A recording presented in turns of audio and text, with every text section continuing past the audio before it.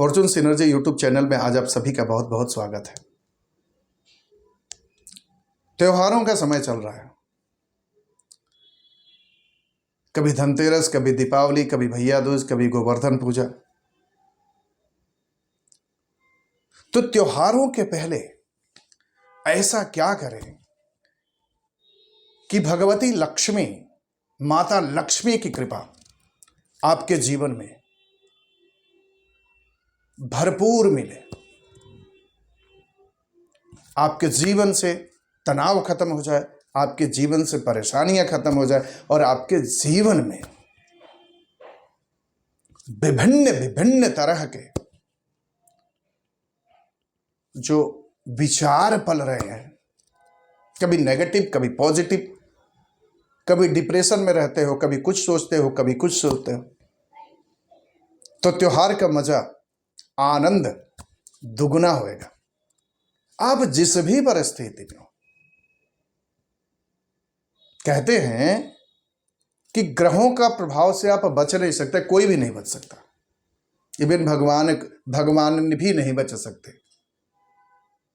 कारण कि ये नियम भी भगवान के ही हैं। भगवान अपने बनाए नियम को कभी नहीं तोड़ते। हम मनुष्य, हम तोड़ते रहते हैं। ये भगवान के जो नियम बन गया वो अकाट्य है, वो कभी टूट नहीं सकता। आपने भी सुनी होगी, रघुकुल रीति सदा चली जाई। रघुकुल रीति सदा चली आई, प्राण जाए वर वचन न जाई।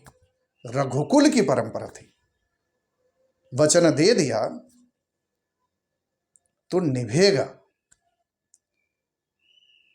प्राण चल जाएगा लेकिन वचन नहीं टूटेगा। तो वही बात है इस दीपावली में। करना क्या है? तो अपने घर की सफाई करना। आप जिस भी माहौल में रहते हैं, जैसे मैं बता रहा हूं उस हिसाब से अपने घर की सफाई करिए, क्लटर फ्री करिए अपने एटमॉस्फेयर को, अपने सराउंडिंग्स को। अवसर आपके सामने खड़ा मिलेगा। जो बार धन रुक गए थे, जो अवसर नहीं मिले, तो बेवजह तनाव चलता था घर में, छोटी छोटी बातों पे वाद विवाद, कलेश हुआ करता था, उन सबको पीछे छोड़िए, आगे निकलिए, आगे बढ़ने का समय। तो घर में कैसे सफाई करनी है? देखिए, लक्ष्मी की बड़ी बहन भी है, जिनको ज्येष्ठा बोलते हैं, ज्येष्ठा लक्ष्मी, ज्येष्ठा लक्ष्मी की बड़ी बहन। वो कहाँ रहती हैं? गंदगियों में रहती हैं। वो कहाँ रहती हैं? जहाँ लड़ाई झगड़े होते हैं। वो कहाँ रहती हैं? जहाँ की एक दूसरे से एक दूसरा खुश नहीं, जहाँ अपनापन नहीं है, जहाँ आंसू है, जहाँ तकरार है, जहाँ शिकायतें हैं, जहाँ अभाव है, जहाँ कमी है। तो अपने घर के माहौल को आप बदल डालिए। वही सफाई तो करनी है। लक्ष्मी की बड़ी बहन जो आपने घर में बिठा रखी है, उनको पहले बाहर निकालिए। कैसे निकालना है? अपने घर की सारी व्यवस्था, जो 5-6 साल से 10 साल से जो सामान आप अपने अपने घर में व्यवस्थित कर रखे हैं, जो आपके यूज में नहीं आता है, लेकिन आपने रख रखा है कि चलो फिर कभी काम आएगा। नहीं, आप ये नहीं जानते, वो आपके दिमाग में, आपके विचारों में, आपके मन में, आपके परिवार में, और सबसे बड़ी बात कि आपकी तरक्की में कितना बड़ा बाधक है। क्या करना है? 4 बातें कर डालिए, और व्यवस्था, सोच, विचार, परिस्थितियां नहीं बदली, ऐसा हो ही नहीं सकता। पहले क्या करना है? अगर आपके घर में धन की समस्या है, तो आपने देखा होगा आपका किचन सही नहीं है। किचन की प्लेसमेंट वास्तु की चीजें होती है। अगर साउथ वेस्ट में अगर किचन है, तो वहां जो भी खाना बनाएगा उसको प्रॉब्लम तो रहेगी, हेल्थ इश्यूज रहेगी, पैसे ब्लॉकेज होंगे, ये वो है। अब किचन के प्लेसमेंट को तो वो तो वास्तु का विषय है। वास्तु का विषय जब मैं ले करके दूसरा वीडियो बनाऊंगा, तो वहाँ सारी चीज़ों को, इन किचन आपके घर में कहाँ होना चाहिए, अगर जहाँ है तो उसका क्या क्या प्रभाव है, वो सारी चीज़ों पर नेक्स्ट वीडियो वही दूंगा। लेकिन अगर आपका गैस चूल्हा गंदगी भरा है, रोज साफ करिए, चमकता रहना चाहिए आपका किचन और चमकता रहना चाहिए आपका गैस चूल्हा। जितना चमकेगा उतना स्वादिष्ट भोजन मिलेगा। स्वादिष्ट भोजन, पैसे आएंगे। पैसे नहीं हो तो कितना भी मन करे भोजन नहीं मिलेगा। तो आपके गैस, आपका किचन हमेशा चमकते रहना चाहिए, पहला काम। दूसरा काम क्या करना, आपके घर में जितने भी बिजली के तार हैं, बिजली के इक्विपमेंट्स हैं, बिजली के जितने भी सामान जो खराब है या 2 साल से 3 साल से आपने यूज नहीं किया, जो भी चीजें हैं अपने घर से निकाली। अब ये नहीं है कि एक तार टूटी है, होल्डर आधा टूटा हुआ, हमने उसको थोड़ा सा इधर जोड़ दिया, जोड़ करके लगा, नहीं, टूटा हुआ कोई भी इसमें अपने घर में यूज मत करिए। जितना भी हो, कोई पैसा मिलता है, कम पैसा मिलता है, उसको भी निकालिए। तार का कभी भी बंडल आपके घर में नहीं होना चाहिए। अब कोई भी बिजली इक्विपमेंट्स नहीं होने चाहिए जो खराब हो। तेज धार की चीजें अगर घर में है तो उसको उसके जगह पे रखिए, उसको ढक के रखिए। जैसे तलवार है, तलवार म्यान में रखिए, खाली तलवार नहीं रखी जाती। अगर इस तरह के अस्त्र शस्त्र भी अगर आप रखते हो, खाली मत रखिए, उसको कवर में रखिए। तीसरा, अपने घर में जितनी मोबाइल अगर खराब है उनको बेचिए, न उनको घर से बाहर निकालिए। ये दीपावली के पहले करना है। बिजली का कोई भी सामान जो यूज में नहीं है या खराब अवस्था में आपके घर में नहीं होना चाहिए। ये अवसर है, इस दीपावली के बाद अगली दीपावली हो, वो भरपूर खुशियों वाली दिवाली होगी, आपके सोचे हुए मन की दिवाली होगी। सेकंड थिंग, आपके घर में जो भी कपड़े पड़े हैं जिसको आप पहनते नहीं हैं, उसको घर से या तो किसी को देना हो तो दीजिए, निकालिए। घर में कभी नहीं रखना है। और जिसको दें तो, कारण कि बहुत सारे ज्योतिष के सूत्र भी हैं कि अगर आप अपने कपड़े किसी और को देते हैं तो उसका गलत प्रभाव आपके जीवन में आता है। तो अगर वो उस तरह की प्लेसमेंट अगर आपकी जन्म पत्रिका में हो तो वैसे भी आप अपने कपड़े, पहने हुए कपड़े किसी और को मुफ्त में मत दें। उससे भले ही 10 रुपया ले लीजिए और सारे कपड़े दे दीजिए, तो उसको एक्सचेंज हो जाना होता है। कपड़े हटाइए। चौथा, जितने भी घर में जूते सैंडल्स हैं जो यूज में नहीं है, टूटे पड़े हैं, उनको हटाइए। चाहे 2 सैंडल ही हैं, 2 स्लीपर ही हैं, 2 जूते भी हों, चमकते रहने चाहिए।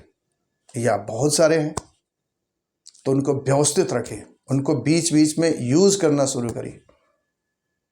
5वां, घर की सफाई तो आप लोग कर ही रहे होंगे, तो घर में जब भी व्हाइट वॉश, अब दीपावली में अक्सर घरों में व्हाइट वॉश होता है, व्हाइट वॉश हो रहा है, कलर का खास ध्यान रखें। एक यूनिवर्सल कलर है ऑफ वाइट, उसको घर में लगाइए। बाकी ये मत सोचिए इधर पीला, इधर लाल, इधर काला, इधर, वो ग्रहों का और वास्तु का नेगेटिव प्रभाव आता है। जब तक कोई वास्तु शास्त्री आपको सजेस्ट नहीं करे कि कौन सा कलर ये लगाना है और कौन सी अपनी चीज़ें कहाँ रखनी है, तब तक बिना जाने पहचाने चीज़ें उसको मत छेड़िए। पूरी जानकारी के बाद ही छेड़िए, कारण कि बहुत सारी चीज़ें जो होती है आपको पता नहीं होती है और उसका गलत प्रभाव आपको ऐसे दोष भी दे सकता है जो आपने सोचा नहीं होगा। तो इस तरह की कोई भी चीज़ जिसको आप पूरी तरह नहीं जानते हो, छेड़छाड़ मत करिए।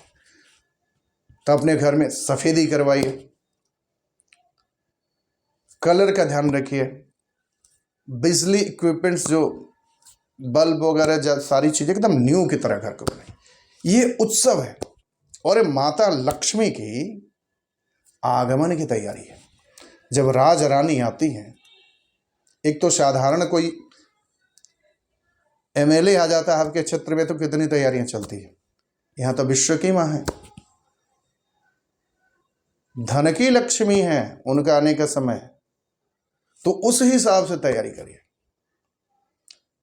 घर को। और खास करके ये ध्यान रखना है कि आजकल क्या होता है, बेड जो होता है ना, दीवान रखे जाते हैं, अक्सर घरों में होता है, उसमें सामान अपने भर रखा होता है, उसमें से सामान निकालिए। जितना सामान उसमें भर के रहेंगे, रातों में नींद नहीं आएगी, पैसे रुपए की परेशानी चलती रहेगी, छोटी छोटी बातों में क्लेश होता रहेगा। तो इन सारी चीजों को ध्यान रखना। बाथरूम का विशेष ध्यान रखता है। बाथरूम में समझ ले कि आपके राहु का वास होता है। बाथरूम में आपकी गंदगी बिल्कुल नहीं होनी चाहिए। बाथरूम में कोई भी चीज टूटा फूटा सामान नहीं होना चाहिए। बाथरूम में पानी गिरते नहीं रहना चाहिए वैसे कि पानी पड़ा हुआ एकदम जो भी आ रहा है जा रहा है, पानी फैल रहा नहीं। बाथरूम जितना सूखा रहेगा उतना आपके लिए अच्छा, आपके सेहत के लिए अच्छा। प्लस जिसका वास्तु हमेशा पानी गिरने से गीला रहता है या बदबू देता है, वो जीवन में हमेशा कर्ज में रहता है, कर्ज से निपटारा नहीं हो सकता है। बाथरूम को ध्यान रखना है, अपने बेडरूम को ध्यान रखना है, अपने घर के एंट्रेंस को ध्यान रखना है, किचन को ध्यान रखना है। ये ध्यान रखिए और दीपावली के पहले सारी व्यवस्थाएं ठीक रखिए। और जैसे जैसे मैंने बताया उन सब चीजों पर खास ध्यान रखिए। आप देखेंगे कि इसी दीपावली के बाद आपके जीवन में जो भी परिस्थितियां रही हैं, जो भी कष्ट दुख तकलीफें, व्यापार हानि, नौकरी हानि, जो वो सारी चीजें ठीक होनी शुरू हो जाएंगी। तो इन सब चीजों को ठीक कीजिए और फिर महालक्ष्मी के आगमन की तैयारी करिए। इसी के साथ सबको हैप्पी दीपावली की एडवांस शुभकामनाएं देता हूं और आप सभी को शुभकामनाओं के साथ साथ ये जो चर्चा रही, अगर आपने अपने जीवन में इसको उतारा, आपके जीवन में परिवर्तन आया, तो अब तक का मेरा भी समय जो मैंने ये चर्चा करी सफल होगा। इस बात पर ध्यान दें और सकारात्मक रहिए, जीवन में पॉजिटिव बने रहिए। सब कुछ यहीं से मिलना है और जितना पॉजिटिव रहेंगे तभी मिलेगा या आगे बढ़ेंगे। नेगेटिव नहीं रहना, नेगेटिविटी को दूर हटाइए। अगर नेगेटिविटी आ रही है तो कुछ देर के लिए शांत रहिए, कुछ देर के लिए जगह परिवर्तन कर लीजिए, थोड़ा सा स्थान परिवर्तन भी हो जाए, या कुछ मित्र दोस्त हों उनसे भी थोड़ा सा समय बिता लीजिए, अच्छा रहेगा। चलिए आज इन्हीं शुभकामनाओं के साथ आज विराम लेता हूं, फिर किस नए वीडियो पर मिलते हैं। धन्यवाद आपका।